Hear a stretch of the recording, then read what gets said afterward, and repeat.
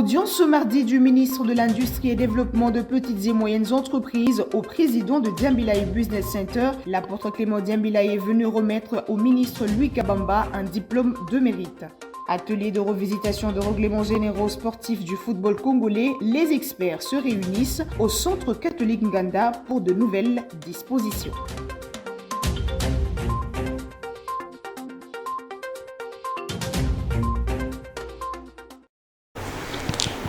Le point sur l'actualité, madame, messieurs, bonsoir et bienvenue à tous. Le ministre de l'Industrie et Développement de petites et moyennes entreprises, Louis Kabamba Watoum, a reçu en audience ce mardi 18 juin 2024 dans son cabinet de travail l'apôtre Jean-Clément Diambilaye dans sa casquette de président de Diambilaye Business Center.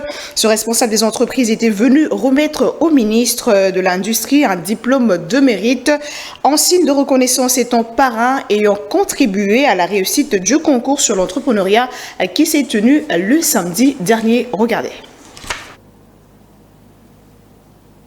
Après la réussite totale du Business Day, le président de l'incubateur Diambilaye Business Center, l'apôtre Jean-Clément Diambilaye, a été reçu en audience au cabinet du ministre de l'Industrie et Développement des petites et moyennes entreprises, Louis Watoum. L'occasion pour l'apôtre de remercier le ministre en sa qualité de parrain de la manifestation et surtout pour son sens du devoir dans l'accomplissement de l'industrialisation de la RDC, la création des emplois et des nouvelles richesses via l'entrepreneuriat. Un diplôme de mérite a été remis au ministre Louis Watoum par le président de DBCIM comme signe de reconnaissance. Nous avons déjà eu un très bon entretien auparavant avec son Excellence, Monsieur le ministre de l'Industrie, Développement et petites et moyennes entreprises. Et il avait déjà donné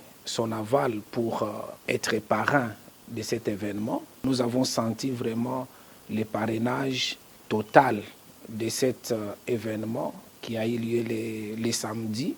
Tout ce que nous avons fait, en tout cas tout autour de la réussite de cette manifestation, tout est centré et autour de ces ministères à travers le ministre lui-même. C'est pour cela, aujourd'hui, on n'est pas venu simplement lui dire merci, mais on est venu lui donner aussi un diplôme de mérite. Flatté par ce diplôme de mérite qui lui a été remis, le ministre de l'Industrie a indiqué que leur entretien consistait à sceller leur partenariat. Le contenu de notre entretien, c'est sceller ce partenariat que nous avons entre notre ministère et cette œuvre grandiose qu'il est en train d'entreprendre pour l'émergence d'une classe d'affaires congolaise de jeunes entrepreneurs. Nous avons tous été présents à la journée Business Day que nous avons parrainé en tant que ministère de l'Industrie et du Développement des petites et moyennes entreprises. Journée qui était un grand succès, un franc succès, et nous tenions à nous dire quelques mots. Il est venu nous remercier également pour notre parrainage. Nous sommes dans la droite vision du chef de l'État, le président Félix-Antoine Tshisekedi Tshilombo, et aussi sous l'impulsion de notre première ministre, Madame Judith Suminwa, de faire la différence dans le vécu quotidien des Congolais. Il faut dire que le discours du ministre de l'Industrie lors du concours a donné de l'espoir aux jeunes qu'ils peuvent aussi entreprendre et créer des richesses. Dans le même fil d'idées, plusieurs jeunes entrepreneurs congolais ont bénéficié de prix lors du concours sur l'entrepreneuriat dénommé Business Day organisé par Diambilaye Business Center.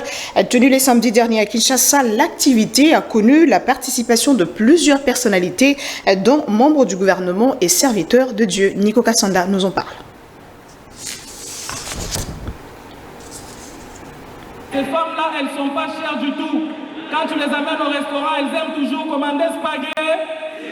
Il s'est tenu le samedi dernier à la cathédrale du centenaire protestant le lancement officiel de Diambilaye Business Center. Il s'agit d'un concours qui vise à promouvoir l'entrepreneuriat et accompagner la jeunesse congolaise à entreprendre et créer des richesses. Plusieurs personnalités ont pris part à ce tout premier concours Diambilaye Business Center, à l'instar du révérend Espérance Mbakadi, responsable de l'église de Mangembo, qui a toujours poussé les jeunes entreprendre. À ses côtés, le ministre de l'Industrie, Louis Watoun et autres. L'activité a été sanctionnée par la remise de prix aux lauréats, traduisant ainsi leur satisfaction. Bon, je suis très heureuse, je bénis Dieu en tout cas parce que je ne m'attendais déjà pas. Mais je me suis battue pour être là et Dieu m'a fait grâce, je suis parmi le sélectionné. C'est vraiment une joie pour moi. Pour moi, je me dis c'est un nouveau départ et je suis vraiment contente. Mon projet, c'est de transformer les têtes de savane qu'on appelle boulou-koutou en poudre en fait. Au promoteur de ces concours, l'apôtre Jean-Clément Diambilaye, de revenir sur le concept entrepreneuriat. En fait, l'entrepreneuriat, c'est juste nous demander aux gens d'entreprendre. Qui dit entrepreneuriat, il y a déjà le mot entreprendre. Donc dire à tout le monde que c'est possible. Il n'y a pas de délimitation pour entreprendre quelque chose. Quand nous parlons d'entreprendre, il y a une pensée derrière de ce qu'on appelle création de richesses. Pour créer des richesses, ça nécessite la capacité et la volonté. Qui dit volonté, dit désir. Beaucoup de gens n'ont pas la volonté, n'ont pas le désir, n'ont pas la capacité, alors que tout un chacun est appelé à entreprendre. Cette initiative de promouvoir les jeunes à l'entrepreneuriat a été vivement appréciée et encouragée par les Congolais. C'est le ministre de l'Industrie, Louis Watoun, qui a parrainé ce concours. Autre chapitre, le ministre de l'intégration régionale de la République démocratique du Congo et envoyé spécial du chef de l'État, Félix-Antoine Tshisekedi, sur la crise qui prévaut au Tchad. Maître Didier Mazenga, à la tête d'une forte délégation, a été reçu en audience le lundi 17 juin par le président angolais, Joao Lourenço. Le ministre Mazenga a été porteur d'un message du facilitateur désigné de la CAC dans le processus de transition au Tchad à sa première élection. Nico Kassanda revient. Arrivé en terre angolaise, le ministre congolais de l'intégration régionale et envoyé spécial du président Félix Tshisekedi Tshilombo, Maître Didier Mazenga Mukanzu et la délégation qu'il conduisait ont été reçus en audience par le président angolais Joao Lourenço en sa qualité de chef de l'État de pays membres de la communauté économique des États de l'Afrique centrale. Maître Didier Mazenga était porteur d'un message du facilitateur désigné de la CAC dans le processus de transition au Tchad. Nous venons d'être reçus par son Excellence, Monsieur le Président de la République, chef de l'État, lui transmettre le message de son frère, le Président de la République démocratique du Congo, son Excellence Félix-Antoine Tshisekedi Tshilombo, qui est aussi facilitateur au processus de transition de la CAC en République du Tchad. Et à l'occasion, nous avions présenté la situation à mi-parcours du processus au Tchad après les élections organisées au mois de mai de cette année et qui a publié ou bien proclamé son Excellence Mahamat Idriss Déby Itno comme président élu de la République du Tchad, chef de l'État. Et nous avions rappelé à son Excellence, Monsieur le Président de la République, que nous nous retrouvons autour de la communauté économique des États de l'Afrique centrale, CAC en sigle. Et depuis 2021, après la mort du maréchal Idriss Déby Itno, les chefs d'État se sont engagés pour accompagner le Tchad au processus de transition. Et dans ce cadre-là, étant donné que les élections présidentielles viennent d'être organisées, il est resté là d'organiser les élections législatives et locales pour finir en bonté la transition. Il faut aussi signaler que la mission de l'envoyé spécial du président Félix Tshisekedi se poursuivra dans le pays membre de la CEEAC.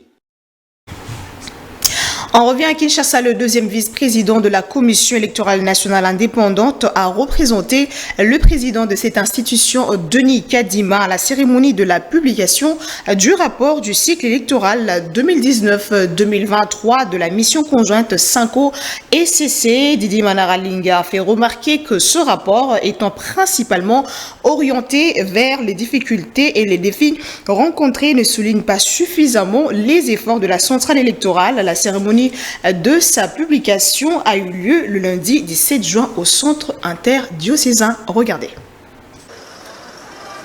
Ce rapport a été transmis au préalable à la hiérarchie de la CENI le jeudi 13 juin 2024, faisant état des opérations électorales au regard du contexte ayant prévalu avant et pendant la mise en œuvre des activités de la centrale électorale.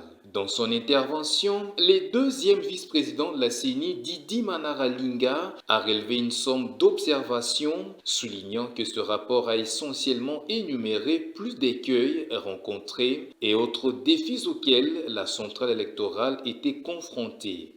C'est un rapport qui est principalement orienté vers les difficultés et les défis rencontrés par la CENI et ne souligne pas suffisamment les efforts de la CENI afin de les surmonter. La bonne foi, les réalisations, les innovations de la CENI sont mises à mal dans ce rapport. 2. Ce rapport est une liste des ratés qui ne sont toujours pas faits de la CENI et ne présente aucun élément comparatif des cycles antérieurs afin de souligner des progressions ou des régressions. Nous aurions souhaité vraiment qu'il y ait un tableau comparatif rapport aux grandes actions qui ont été réalisées par la CENI, par votre CENI. Ce rapport omet sciemment de souligner les innovations mises en œuvre par la CENI en vue d'améliorer ces cycles. C'est par exemple toutes les applications. Nous avons mis en place les nouvelles applications. Par exemple, le pré-rap. Vous n'en parlez pas, monseigneur. Vous n'en parlez pas, révérend. C'est une innovation. La jeunesse, notre jeunesse, qui est pratiquement accro à l'innovation, à saluer brillamment toutes ces innovations en termes d'avancement de notre démocratie. Mais votre rapport n'en parle pas. Un mutisme total. À la suite des propos du représentant du président de la CENI, le secrétaire général de la SENCO, Monseigneur Donatien Cholet, a fait un certain nombre de recommandations aux trois principales institutions du pays, notamment le président de la République, le Parlement et le gouvernement, pour ne pas retomber dans les erreurs du passé. Et la conférence épiscopale nationale du Congo, satisfaite de la nomination de Constant Mutamba en qualité du ministre de la Justice, elle dit compter sur sa vigueur en lui apportant son soutien. La Sanko recommande par ailleurs au nouveau patron de la justice de mettre en application toutes ces initiatives afin de traquer véritablement les délinquants financiers. Regardez. Les évêques de la conférence épiscopale nationale du Congo encouragent vivement le nouveau ministre de la Justice et garde des Sceaux, Maître Constant Mutamba, à se lancer dans une véritable traque de tous les fossoyeurs et détourneurs des deniers publics qui se retrouvent dans toutes les institutions du pays, cela à travers son chien berger. C'est ce qu'a dit l'abbé Donatien Cholet, secrétaire général de la SENCO. J'ai appris qu'il a dressé un chien berger pour traquer tous les fossoyeurs de la République. Je l'encourage dans ce sens-là, que ce ne soit pas un chien à copal, mais un chien vraiment qui va vraiment traquer tout ce monde-là. Ces fossoyeurs, on les trouve parmi les magistrats, on les trouve parmi les juges, on les trouve dans les ministères, dans les entreprises d'État. Donc, nous comptons sur sa jeunesse, sur ses énergies, pour qu'il puisse apporter un souffle nouveau dans le bon sens pour l'émergence de notre justice. La SENCO attend fermement du ministre de la Justice la mise en pratique de toutes ces initiatives afin de traquer réellement les délinquants financiers et fossoyeurs. Et encore des réactions après la présentation du programme d'action du gouvernement souminois pour les acteurs de droit. Le gouvernement doit se pencher sur les axes qui cadrent avec les droits humains, notamment améliorer la desserte en eau potable, le logement et autres. C'est ce qu'a dit Karl Mouenzi, acteur de droits humains, approché par Nico Kassanda et Francis Matondo. Les axes prioritaires sont connus. Le peuple est affamé. Le peuple n'a pas accès à l'eau potable. Le peuple n'a pas accès à un environnement sain. Le peuple n'a pas de logement. Et vous savez que je suis un défenseur des droits économiques, socio-culturels. C'est les 5 piliers de la vie humaine. Si Mme Soumino avait qu'on parle d'un gouvernement qui respecte les droits humains et la dignité humaine, elle n'a qu'à donner ce qui répond aux 5 sens. L'humain doit bien manger, doit bien se nourrir, bien se vêtir, bien se loger, et se faire soigner quand il est malade, et s'instruire, notamment le droit culturel, le droit à une éducation saine et suffisante. Eh bien, et pour vous essayer d'analyser maintenant ce budget, oui, on a présenté, le chiffre est long, combien on a réservé à l'agriculture pour qu'on sache un jour qu'on peut arrêter de dépendre des denrées alimentaires importées où la population consomme désormais, parfois même des histoires avariées, où on vient vous dire ne consommez plus, c'est déjà au marché. C'est passé par où? On a l'OCC, on a tout ce qu'il y a comme service à la douane, mais combien de Congolais meurent aujourd'hui même à cause de la malbouffe? Donc, ça c'est un premier volet. Qu'est-ce qui est fait? Qu'est-ce qui est prévu pour la production? On doit produire. Et qui dit production au niveau de l'agriculture, dit également des enclavements de notre territoire. Il y a dans presque toutes les provinces, il n'y a plus accessibilité entre les territoires et les villes. Et entre Kinshasa et toutes les provinces, c'est pratiquement une déconnexion, si vous regardez du point de vue infrastructure des transports. Et puis 200 jeunes en provenance de Kasumbalesa et de Lubumbashi, chef-lieu de la province du Haut-Katanga, se dirigent vers Kanyama-Kasese pour intégrer le service national afin de devenir des bâtisseurs de la République démocratique du Congo. Parmi ceux jeunes se trouvent des volontaires qui ont accepté de payer leur transport de Kasumbalesa vers Lubumbashi. Chaque semaine qui suit, le Centre d'encadrement d'instruction et d'apprentissage de métiers de Kanyama-Kasese ne cesse d'enregistrer de nouveaux adhérents venus compléter l'effectif de ceux qui aujourd'hui ont la responsabilité de bâtir la République démocratique du Congo, ce à travers différents métiers dont ils sont appelés à s'élancer après apprentissage. Dans le lot de nouveaux adhérents figurent ceux venus des Kasumbalesa, faisant escale à Lubumbashi pour la jonction avec ceux du chef-lieu de la province du Haut-Katanga et de se doter de la tenue bleue et jaune aux couleurs du drapeau, symbole du service national. Ainsi, l'on notera 200 jeunes qui sont mis en route pour Kanyama-Kasese, parmi lesquels 60% des volontaires. Je suis volontaire. Moi-même, j'ai payé mes frais de transport à partir de Kasumbalesa pour arriver jusqu'ici à Lubumbashi. Je vais à Kanyama-Kasese à la recherche du travail. Je viens de Kasumbalesa et je me rends à Kanyama-Kasese pour aller apprendre et travailler. Des volontaires qui viennent tordre les coups aux rumeurs qui faisaient croire que leurs prédécesseurs récemment transférés vers ces centres de formation ont été victimes de l'arbitraire et seraient sous le coup de la torture. Le combat du service national dirigé par son responsable, le général-major Jean-Pierre Kasongo-Kabouik, rassure que tout est fait selon les instructions du président de la République, Félix-Antoine Tshisekedi Tshilombo, suivant le respect des droits de l'homme. Et on ouvre le chapitre sportif du 17 au 20 juin. Les experts du football congolais se réunissent au centre catholique Nganda dans la commune de Kintambo, ici à Kinshasa, pour participer à l'atelier de revisitation des règlements généraux sportifs du football congolais. Les nouvelles dispositions qui émaneront de cet atelier régiront l'organisation et le fonctionnement des instances ainsi que la pratique du football en République démocratique du Congo. Chandak Nanta.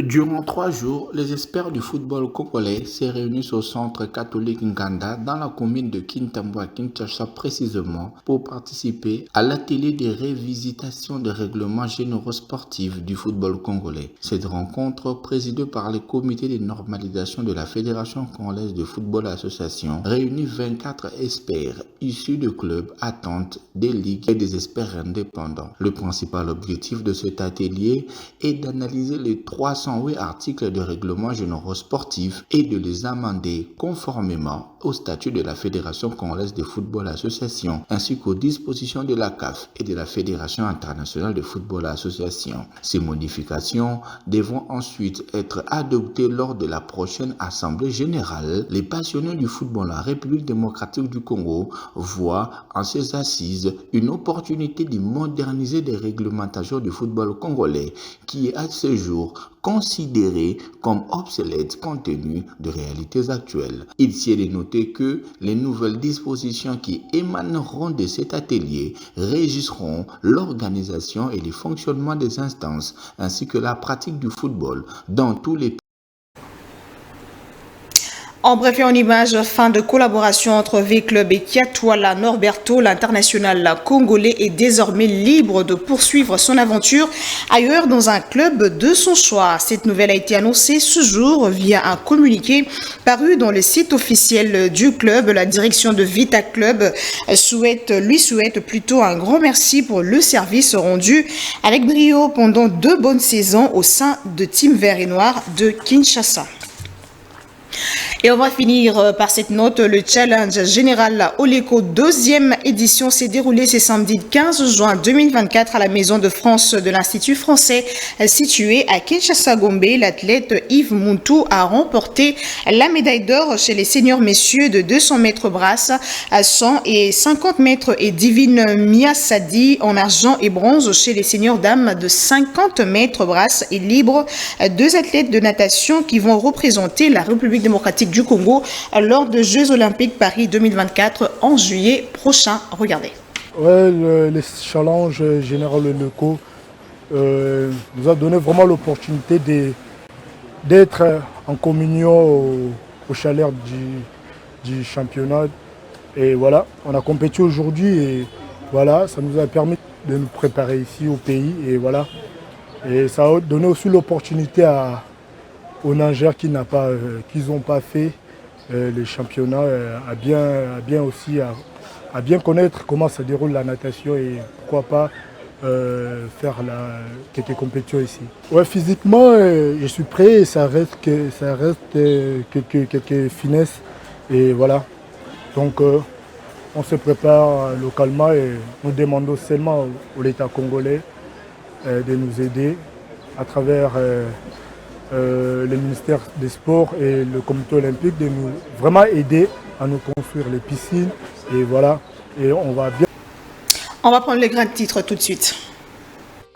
Audience ce mardi du ministre de l'Industrie et Développement de petites et moyennes entreprises au président de Diambilaye Business Center. L'apôtre Clément Diambilaye est venu remettre au ministre Louis Kabamba un diplôme de mérite.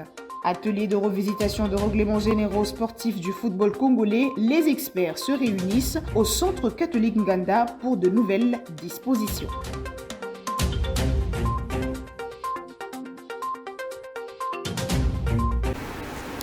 C'était là l'essentiel de l'actualité de ce mardi 18 juin. Madame, Messieurs, merci de votre attention soutenue. Au revoir et bonsoir.